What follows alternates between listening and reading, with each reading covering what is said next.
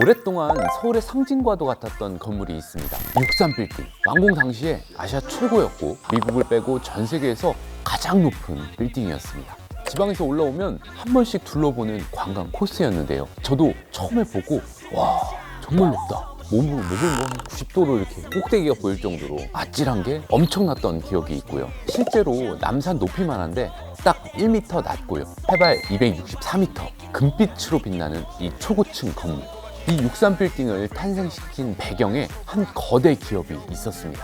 잘 나갈 때는 22개 계열사를 거느리기도 했던 정권이랑 엮인 일도 꽤 많았던 것 같고요. 아무튼 오늘 주제인 이 그룹, 밀가루 회사에서 시작해서 총 자산 20조 원을 보유했고 재계 랭킹 25위까지 올랐던, 그리고 수많은 구설수를 남기고 역사 속으로 사라진 그룹입니다. 그리고 또 이 그룹을 이끌었던 총수, 사업도 사업인데요. 당시에 뭔가 좀 화려하게 많은 걸 했습니다. 축구협회장, 대학 이사장, 명예대사, 헌정사상 최초로 특검 수사를 받기도 했고요. 지금은 자로 전락했는데요. 돈이 없다는데 집에 가보니까 막 바쉐론 콘스탄틴 1억짜리 시계가 나오고. 자, 오늘 주제는요, 요즘 젊은 세대에는 다소 생소한 이름일 수도 있겠습니다. 한때 엄청나게 위세를 떨쳤던 재벌이었지만 그 뜨거웠던 위세만큼이나 요란한 몰락의 길, 급속한 추락의 길을 걸었던 재벌, 신동아 그룹입니다.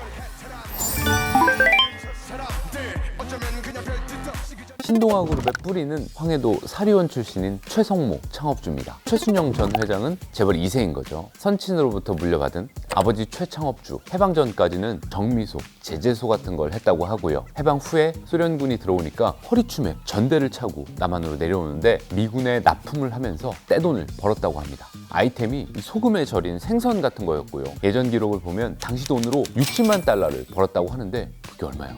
아무튼 6.25 전쟁이 끝나고 적산 기업인 조선제분과 부산제빙냉장을 불화받아서 공동 경영을 하는데요. 1964년에 동업을 끝내고 조선제분을 단독으로 인수해서 사명을 동아제분으로 바꾸고 신동아그룹의 발판을 만듭니다. 양가루라고도 불린 밀가루를 수입해서 파는 게 엄청난 이윤을 남기면서 밀가루 재벌로도 불리고요. 여기서 번 돈으로 상가 임대업, 보험업, 식품업 등등으로 발을 쭉쭉 넓혔습니다. 이때쯤에 아들 최순영 전 회장이 등장하는데요. 2번 회사를 차렸다가 2번 다 말아먹고 아버지 회사에 들어옵니다. 대한생명이라고 우리나라 최초의 보험회사가 있었는데 경영난을 겪고 있었거든요. 부실기업같이. 정부가 여길 인수하라고 한 거죠. 처음에는 거부를 하다가 강요를 못 이겨서 억지로 인수를 했다는 얘기도 있고, 아들 최 전 회장을 인수팀 단장으로 앉혔고요. 근데 웬걸 인수를 하고 나서 보니까 이게 황금알을 낳는 거위인 거죠. 그리고 대한생명 인수 7년 만에 최창업주가 갑자기 세상을 떠나면서 최 전 회장이 그룹을 물려받게 됩니다. 1976년인데 1980년에 전두환 정권이 들어서죠. 최 전 회장은 신군부랑 뭔가 죽이 잘 맞았어요. 신동아 그룹을 22개 계열사를 거느린 대기업으로 성장시키고요. 당시 재계서열 20위권이었고 경영 쪽 말고도 엄청 화려했습니다. 일단 한 10년 가까이 대한축구협회 회장을 맡았고요. 여기가 체육단체 중에서는 제일 좀 존재감이 있는 자리잖아요. 이런 명예직뿐만 아니라요, K리그 원년 우승팀 할렐루야 축구단의 구단주이기도 했고요. 그때가 3S의 시대잖아요. 축구 좋아했던 사람도 있었고 프로축구 개막식에 시축도 하고, 아무튼 이렇게 죽이 잘 맞으면서 비호를 받았다는 얘기도 공공연하게 나왔고요. 그리고 1985년에 한국 경제발전의 상징물이라는 63빌딩을 여의도에 세우면서 그야말로 전성기를 맞이하게 됩니다. 완공 직후에 대한생명의 자산 규모가 1조 원을 돌파했고요.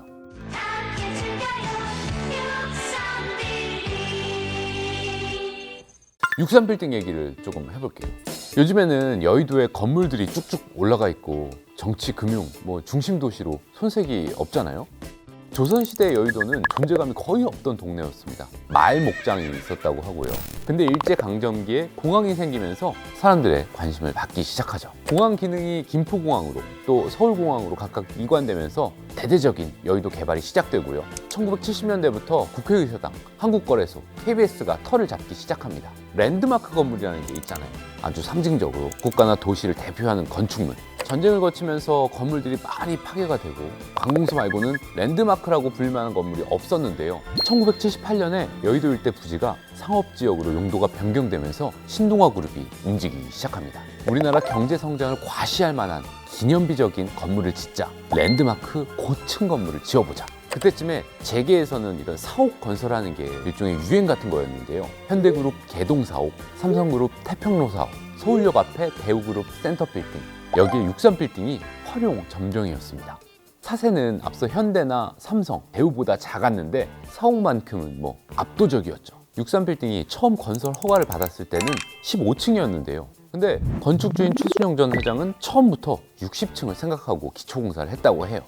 로비가 있었는지 뭔지 모르겠지만 2달 만에 15층에서 60층으로 허가가 바뀌었고요. 3년 뒤에 88올림픽이 열리니까 한강의 기적을 상징할 만한 건축물이 필요했던 거죠. 국내 최초의 마천루를 종로 3.1빌딩으로 보는데 산미그룹 고 김두식 회장이 세운 현대건축의 거장 고 김중업 선생이 설계를 했고요. 그 다음에 소공동의 롯데호텔이 더 높게 지어졌고 그보다 거의 2배 높았던 빌딩이 63빌딩이니까 사람들이 정말 깜짝 놀랐죠.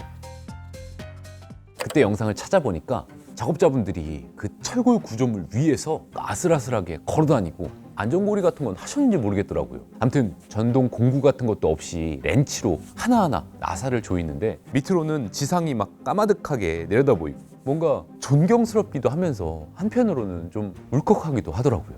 아무튼 40층 건물도 없었던 시절에 60층짜리가 올라간다는 건 엄청난 일이었습니다. 심지어 일본의 선샤인 60빌딩보다 높았고요.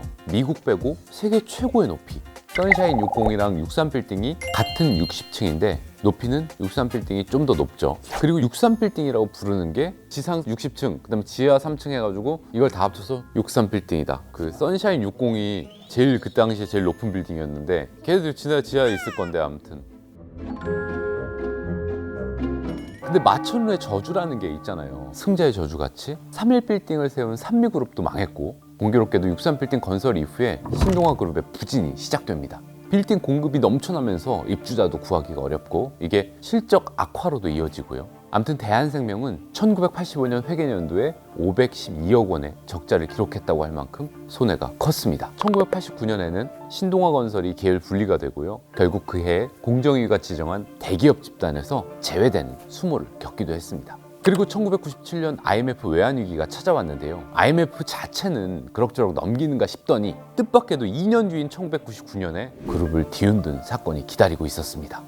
원래 신동아 주력 사업이 보험 쪽이었잖아요. 근데 1996년부터 무역업에 손을 대기 시작합니다. 그리고 여러 가지 문제들이 터지는데요. 검찰 수사가 시작이 되고요. 먼저 미국의 페이퍼 컴퍼니를 만든 다음에 실제 무역 거래를 한 것처럼 꾸며서 국내 은행에서 거액을 사기 대출받고 이 중 외화 1억 6,500만 달러, 당시 환율로 1,500억 원 정도를 해외로 빼돌린 혐의가 있었고요.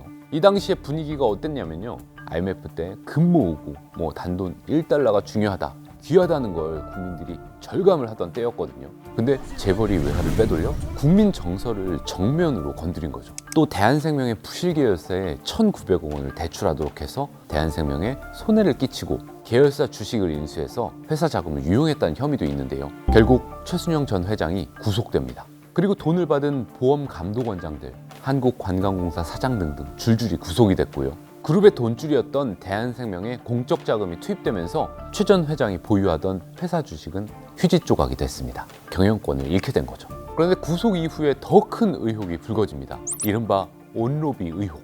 등장인물들이 부인들인데 검찰총장 부인, 장관 부인, 순식간에 엄청난 스캔들로 떠올랐습니다. 최 전 회장 부인이 남편 수사와 관련해서 여러 실세 부인들한테 고가의 옷을 사주면서 로비를 했다. 이런 의혹이 제기가 됐고요. 특검 제도의 도입 배경이 된 사건이기도 합니다. 이른바 검찰총장 부인 온로비 의혹 사건. 근데 실체가 규명되지는 않았습니다. 특검은 검찰총장 부인이 호피무늬 반코트를 뇌물로 받았고 검찰과 경찰 사직동팀이 그를 비호하기 위해서 사건을 축소 은폐했다고 밝혀냅니다. 결론은 실패한 로비였다. 그렇게 공식 발표를 하면서 사건을 마무리했습니다. 당시 국회 청문회에서 고 앙드레 김 선생님이 본명을 밝히면서 화제가 되기도 했었죠.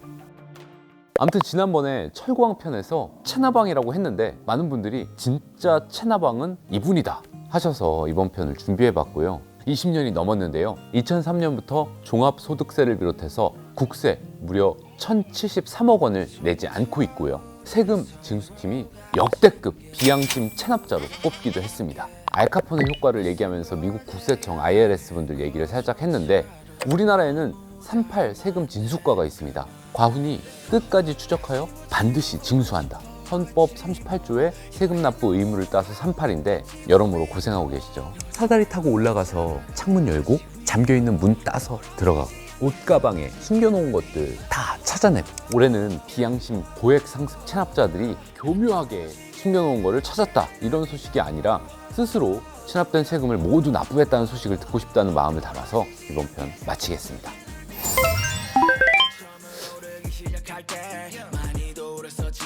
병만을 마주한 채 너로 가시다 겪고 나의 아픔을 알고 봤네.